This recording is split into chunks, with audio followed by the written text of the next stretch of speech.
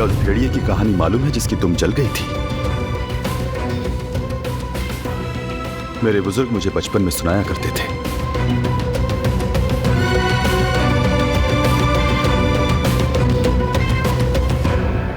एक दिन एक भेड़िया और एक लोमड़ी आग पर जलता हुआ गोश्त देखते हैं। भेड़िया मुड़कर पूछता है, क्या हम ये गोश्त ले लें? लोमड़ी पहले जाकर गोश्त देखती है, फिर वो जाल को पहचान लेती है, मगर कुछ कहती नहीं। भेड़िया पूछता है, तुमने गोश्त क्यों नहीं लिया? लोमड़ी कहती है कि मैं इस वक्त रोजे से हूं। जाहिर है भेड़िया एक बहादुर जानवर है, जाहिर है उसे भूख लगी।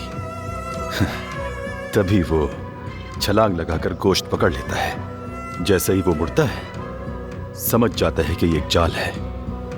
वो एक मजबूत जिस्म वाला जानवर है, इसीलिए वो बच जाता है।